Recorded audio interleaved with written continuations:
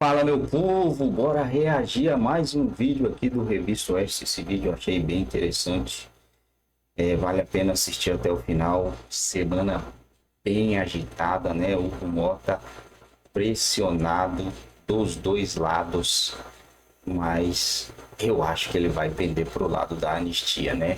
Tá tudo acontecendo, tudo corroborando, colaborando para que ele penda para o lado da anistia. Isso aí vai ser uma derrota gigantesca, porque se houver anistia, é a comprovação da derrota dos caras que se sentem dono do nosso país. E é algo, segundo alguns analistas políticos, irreversível. Não tem como não ter a anistia. A balança pesou. Não é assinante de Revista Oeste? Chama eles lá. Não é inscrito aqui no nosso canal, botão abaixo escrito inscreva-se. Deixa o seu like e não esqueça de deixar também o seu comentário. A B de tempos atrás faria isso por livre e espontânea vontade, até porque ela sabe que é o dever dela. Esta OAB diz que vai analisar tecnicamente uma coisa que qualquer brasileiro consegue dar uma opinião agora, porque os fatos estão todos expostos. Vamos lá. Qual a novidade que os advogados não têm acesso aos autos? Quanto tempo já faz isso que está acontecendo? Qual a novidade em relação a advogados que reclamam de acesso a todas as provas? Os advogados desse primeiro grupo que vai ser julgado agora pelo Supremo, pela primeira turma, olha o absurdo. Essa é outra questão. Qual a novidade nisso? Qual o absurdo que a OAB não percebeu em que este é um caso que deveria ter começado lá na primeira instância, como, por exemplo, foi o do ex-presidente Lula? Por que está sendo julgado no Supremo? E por que está sendo julgado na primeira instância, na primeira turma? Onde estão todas essas novidades? Bom, o que nós estamos vendo agora são advogados de grandes escritórios de advocacia. Eu, particularmente, sou um fã do talento e da competência.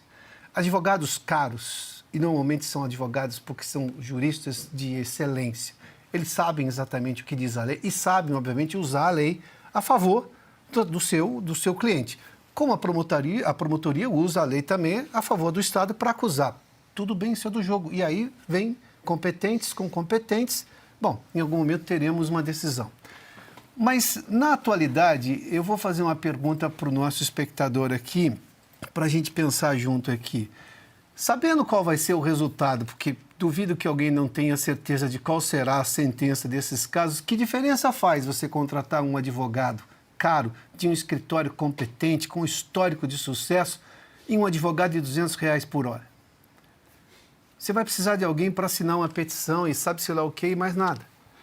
Os advogados estão percebendo agora, e talvez com muito atraso, e mais advogados estão começando a perceber, que do jeito que está, nós estamos acabando com o Estado Democrático de Direito, que garante a ampla defesa, que é exercida por advogados. Quanto mais competentes, mais chances você tem de ganhar um processo. Porque, obviamente, a lei vai prevalecer, mas se você não conhecer bem a lei, você não sabe usar a lei a seu favor.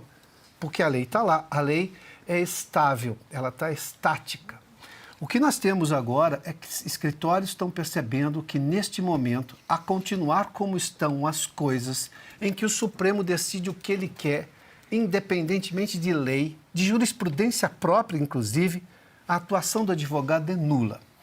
Se os advogados não se mexerem, e eu estou falando de mais advogados, e parece que tem mais gente agora incomodada com o fato de cada vez menos gente querendo ficar quieta, nós vamos ver a profissão de advogado ser colocada para o escanteio. Nada vai importar.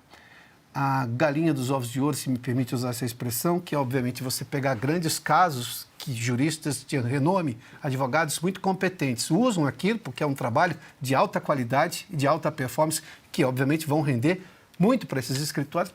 Nada disso vai acontecer. E eu não estou preocupado com a taxa de sucesso dos escritórios de advocacia ou com a conta financeira de nenhum desses advogados. Eu só estou preocupado em que o Estado Democrático de Direito seja restabelecido no país, em que o devido processo legal seja restabelecido, porque aí todos os brasileiros em algum momento vão ter a chance de se defender. Do jeito que está, nenhum. Nem com advogado caro, nem com advogado barato. Olha, Paula, qualquer porteiro de fórum, com todo o respeito, né, aos porteiros, qualquer um deles sabe que um julgamento só pode ser feito por algum magistrado imparcial, juiz imparcial. Esses não são apenas parciais, eles são militantes. São militantes. O que eles declararam sobre as pessoas que eles vão julgar, as autoridades que eles vão julgar, ou ex-autoridades, as declarações não se limitam a mostrar que eles têm lado, claramente. São ofensivas. Eles atacam os réus. É um julgamento dispensável, porque você já sabe o resultado.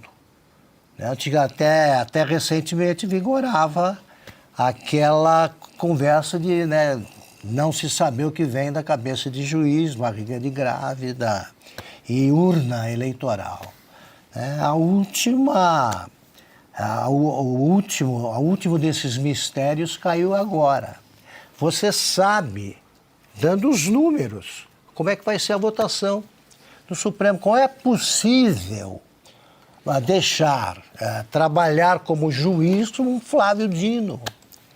O comportamento do Flávio Dino no 8 de janeiro é que é o comportamento criminoso. Ele é que tem que se explicar, porque sumiram fitas. Havia tropas ali do lado, havia soldados que ele não mobilizou. Ele mentiu quando disse que não tinha visto nada. Depois reconheceu que viu. Não entregou, não entregou ao tribunal onde está hoje o que deveria entregar. Esses juízes, eles destruíram provas da inocência dos que eles vão julgar e vão condenar. Eu nunca vi isso em lugar nenhum. Você afastava jurados de um julgamento se você tivesse o mínimo de ligação, evidência de alguma ligação entre o jurado, o tribunal do júri, e o réu. Agora você põe como juiz um inimigo do réu e que pretende, sonha com a condenação à cadeia de quem será julgado. Não é possível que a OAB silencie diante disso, entidades que representam a magistratura. Não é possível você entender esse silêncio. E o silêncio coletivo do corporativista de todo o Supremo. Você ali para decidir, formar maioria, você precisa conversar com 3 de uma turma. Eventualmente, nunca vi isso. 3 decidem por 11. Pois é, Piotr, agora os advogados, então, de Felipe Martins pediram esse adiamento do julgamento. Na verdade, seria o julgamento para analisar a admissibilidade da denúncia marcado para o mês que vem. Lembrando que no próximo dia 25, terça-feira, está marcado o julgamento, então, no caso de Jair Bolsonaro e outros 8 acusados. A primeira turma do Supremo deve se reunir na próxima terça-feira para analisar, então, o recebimento dessa denúncia e instaurar a ação penal. E os advogados tentaram, outros também tentaram, agora a gente está vendo os advogados do Felipe Martins, porque a acusação, a peça da promotoria é baseada em todo aquele relatório da Polícia Federal, que ficou, acho que 2 anos a Polícia Federal investigando esse assunto. Bom, escolheu cada parte do que interessava em cada um dos depoimentos naquela fishing expedition, ou seja, naquela pesca probatória do que interessava para a acusação. Eu posso compreender que o procurador faça isso, escolha a parte que interessa a ele. Agora, você não pode não dar acesso à integralidade de todas as provas colhidas para a defesa, porque ela também vai escolher a parte que melhor lhe convier, ou que atenda melhor o propósito da defesa dela. E nós estamos falando ainda da aceitação ou não da denúncia, porque se você comprovar que há uma série de erros ali, inclusive de investigação, ou seja, atos ilegais no processo de investigação, porque existem esses atos todos, mereciam pelo menos serem analisados, não tem denúncia, a denúncia não é aceita, não tem processo. Porque uma vez aceita e aceita de forma completamente equivocada, sem garantir a defesa ou acesso a tudo, bom, instala-se um processo que foi eivado ou está eivado de erros processuais anteriores de investigação, do processo investigatório. O que nós temos é que até agora o ministro Alexandre de Moraes, que é quem decide essas coisas, não deu tempo para mais ninguém.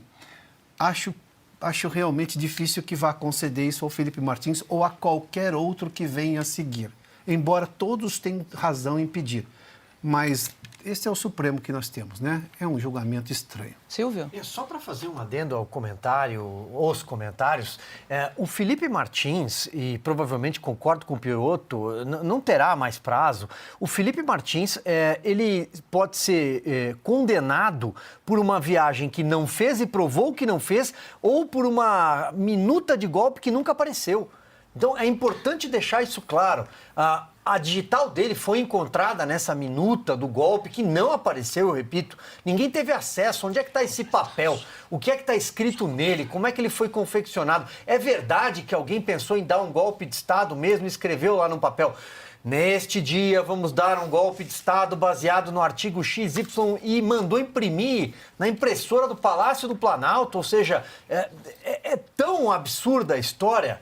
E depois a viagem. Por conta de uma matéria jornalística publicada num site, ele foi preso. A matéria dizia que ele viajou para os Estados Unidos, ele não viajou, ele provou que não viajou, trouxe todo tipo de comprovante, declarações de passagens aéreas, de companhias. O governo americano se manifestou. Aliás, isso é alvo de investigação nos Estados Unidos. O governo americano quer descobrir quem fraudou a entrada de um brasileiro por meio de sua fronteira. Isso é algo muito grave. Os Estados Unidos levam as coisas muito mais a sério do que o Brasil leva.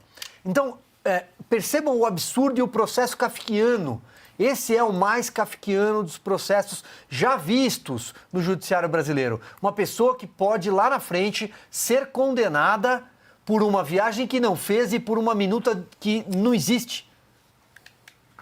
Augusto, só para completar, ele vai ficar na história, a história verdadeira, né, que a gente escreve com comentários aqui, ou com artigos na Oeste, e a imprensa omite. Ele vai ficar na história como o primeiro preso inocente que teve de provar que era inocente e nem assim se livrou da cadeia. Quem usa a tornozeleira eletrônica está preso. Ele continua condenado, ele provou, o ônus da prova cabe ao acusador. Até o Maduro é incapaz de negar essa verdade. Ele provou a inocência e continua sendo punido. E vem mais ameaças na direção do inocente, que provou a inocência. Em entrevista aqui nesta semana, o presidente Jair Bolsonaro, Paula, só para completar, quando questionado sobre esse tema, ele disse: o que fizeram com o Felipe Martins ao trancafiá-lo por 6 meses numa cela foi justamente provocar, forçar uma delação premiada. E ele não topou fazer delação porque ele disse: eu não tenho o que delatar. Eles queriam alguém que fizesse uma delação, como aconteceu a do coronel, o tenente-coronel Mauro Cid, a despeito do que o próprio Cid disse numa entrevista, uma reportagem publicada pela revista Veja, num diálogo com um interlocutor. Ele afirmou que ele foi obrigado a falar certas coisas, coagido, porque a Polícia Federal já tinha o roteiro pronto. Bom, 18 horas 12 minutos, eu trago agora uma informação em primeira mão aqui no programa Oeste Sem Filtro. Nosso comentarista Rodrigo Constantino pediu ao Supremo Tribunal Federal o fim do bloqueio das suas contas bancárias. Que apuração! A polícia passa direto para a Globo esse tipo de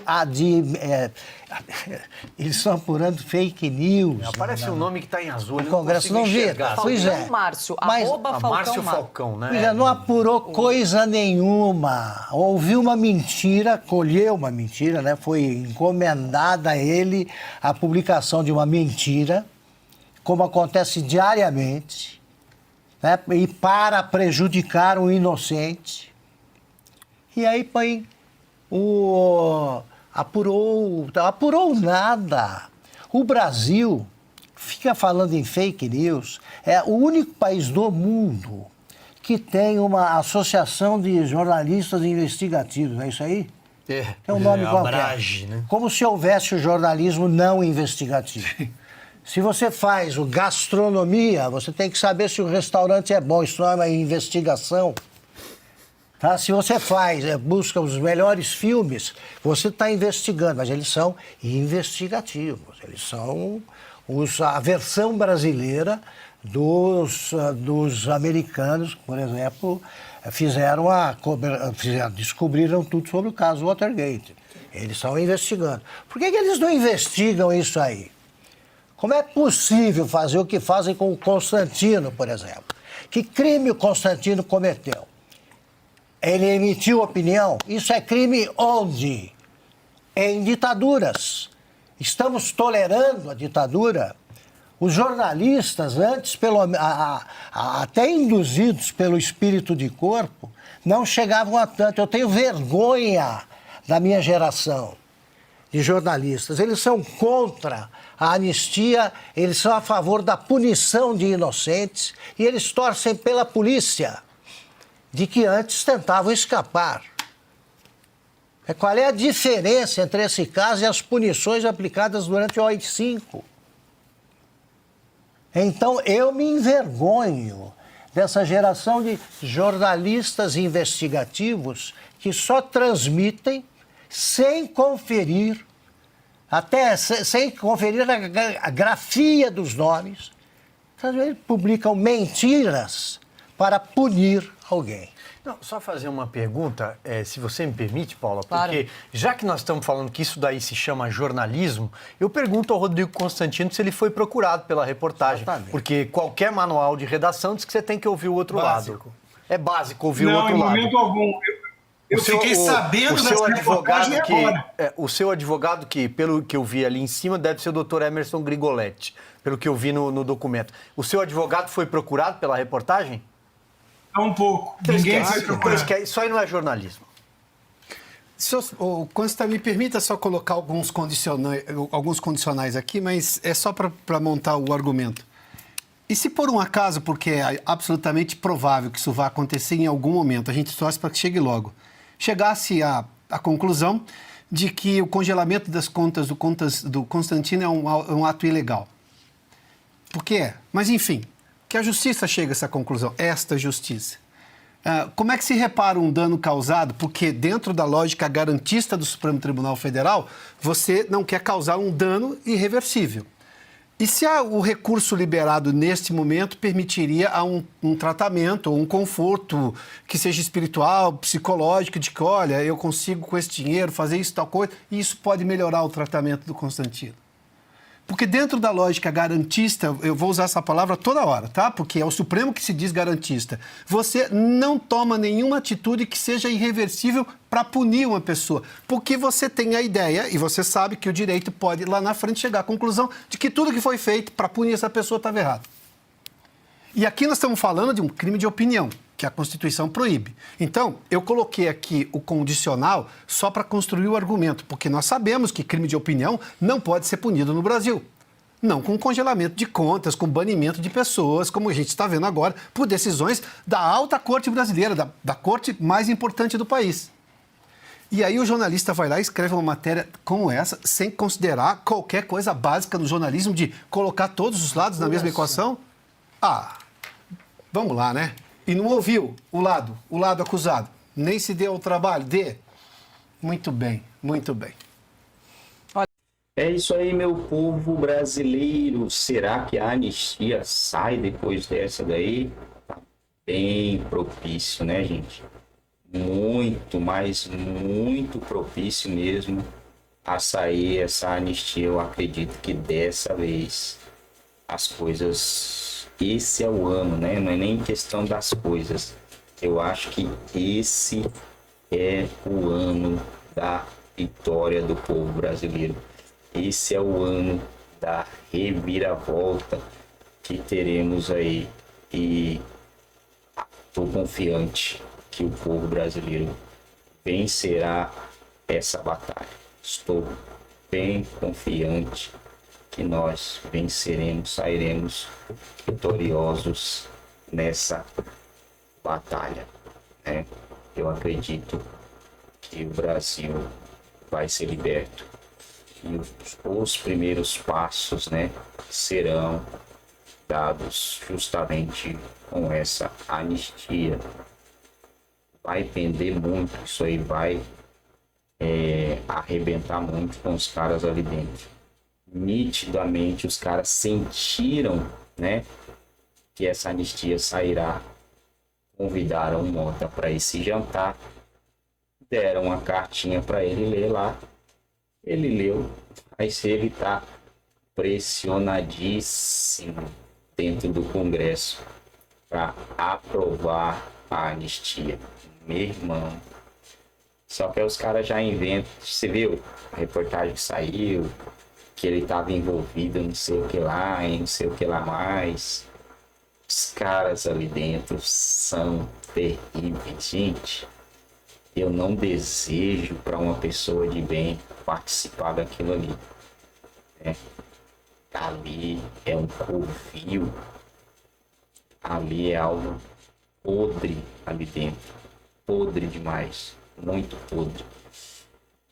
Vamos acompanhar os próximos passos, porque ele ficou sem saída, né? Ele tá naquela, se correr o bicho pega, se ficar o bicho come. Se o Hugo for pro lado da anistia, os caras lá vão tentar alguma coisa contra ele. Se ele não for, ele provavelmente não se reelege a presidência novamente da casa.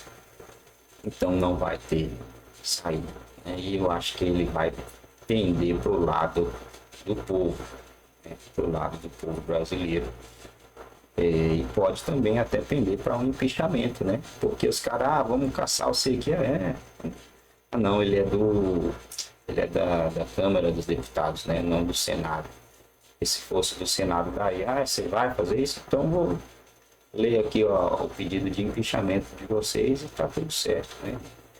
Aí a gente vê quem vence aí a batalha, mas ele não é presidente do Senado, né? Se ele fosse presidente do Senado, aí o bicho ia pegar mais ainda, né? Nossa, que batalha muito louca. Aí vindo a anistia, Lei Magnitsky, será que vai ter alguns petralhadas que ainda vai acreditar na tal narrativa do golpe? Não é possível, né, gente? Não é possível que vai ter petralhada que ainda vai cair nessa tal narrativa aí do golpe. Golpe, né? Golpe. Eles só sabem falar, agora agora eles não podem mais falar joia, né? Antes era joias, golpe, miliciano, como é que fala? Rachador. Eles não podem mais falar de rachadinha porque o Danoninho é réu confesso. Danoninho, réu confesso na rachadinha. Quem diria, né? Quem diria que o Danoninho seria réu confesso na rachadura? Meu pai amado. Vamos ver até onde vai essas maracutaias dessa turma aí. O negócio é que sextou. Essa lei que os deputados americanos estão pedindo ao Donald Trump para assinar logo. Os deputados estão pressionando o presidente para assinar logo. E seria interessante que ele assinasse logo e não desse muito tempo para os caras aqui tentar articular alguma coisa, né?